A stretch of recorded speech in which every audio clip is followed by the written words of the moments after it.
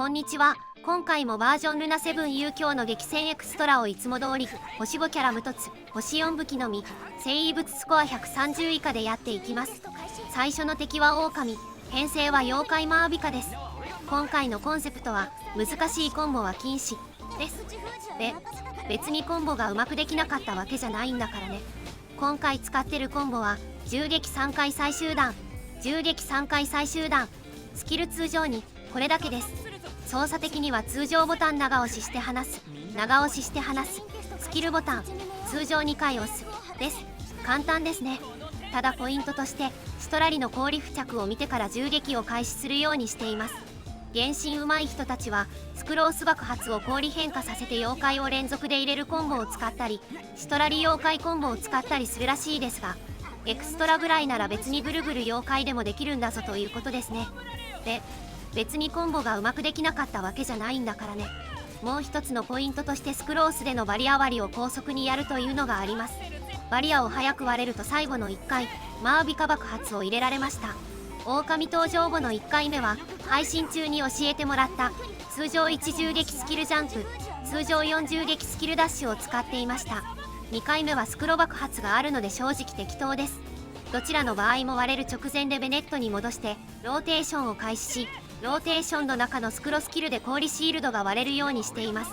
ローテーションはベネット爆発スキル、スクロスキル、シトラリスキル爆発通常、マービカ爆発で先ほど言ってたコンボです。最後のポイントとして繊維ダメがあります。最初ベネットで通常振ったり、マービカが退場前に通常振ったりしているのは繊維を貯めるためです。マービカ編成最初は全然できてなかったんですが、コンボ含めいろいろ動きを試してみて、結局いつものぐるぐるをちゃんとやるというのでなんとかなりました。ということで狼突破です。次の敵は水系タルパ、編成はライデンドゥリンのカフカ編成です。こちらの編成のコンセプトは小さいタルパをダメージで倒すです。ここまでやった動画では草元素か氷元素を小さいタルパに付着させることで水元素のゲージを削って倒していましたが、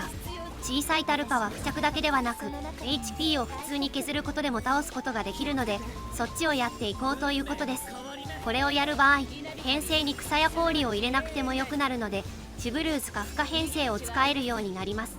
2個ドゥリンシュブルーズと採用して、最後の1枠は雷なんですが、今回は雷電を採用しています。雷電は爆発のダメージバフがあるので、これを使ってドゥリンの爆発を強化しています。今回は雷電もいるし爆発みんな撃とうぜということで、シュブルーズは旧貴族にしてバフを乗せた2個でさらにバフを乗せるようにしています。さて、画面の左側にこの編成の DPS を表示しています。タルパが常時水付着しているというのもあって、編成の大体 50% はドゥリンが出していますね。ドゥリンの白黒どっちにするか問題ですが、今回は主に白ドゥリンを使っています。火力的には黒ドゥリンの方が良いんですが、小さいタルパが出てきた時に白ドゥリンは範囲攻撃で処理できるのに対して、黒ドゥリンだと単体攻撃になってしまい、小さいタルパを壊しつつ本体に攻撃できないためです。ちゃんとできる人は小さいタルパがいる時だけ白ドゥリン、他は黒ドゥリンみたいに切り替えるとなお良いかも。さて、ドゥリンは蒸発でも数万を裏からバンバン出してくれるキャラなんですが、やはり炎キャラということで妖怪の方が火力が出ます。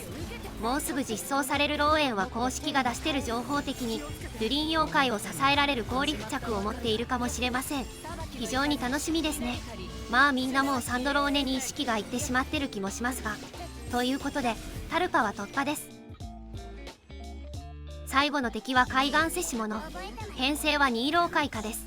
海岸せし者は幻想を記録しますが、2回記録すると記録された元素に対応するオブジェクトを出してくるので、これを壊すことでダウンを取れます。オブジェクトを壊すと対応する元素のダメージが入るので、これを使って蒸発か妖怪を起こすと大ダメージを入れられます。実際にここまでの3本の動画では蒸発か妖怪を使って攻略していました。今回はこれらの乗算反応なしでやっていきます。2回の記録タイミングではそれぞれで一定回数の元素攻撃を当たることで元素が記録されます。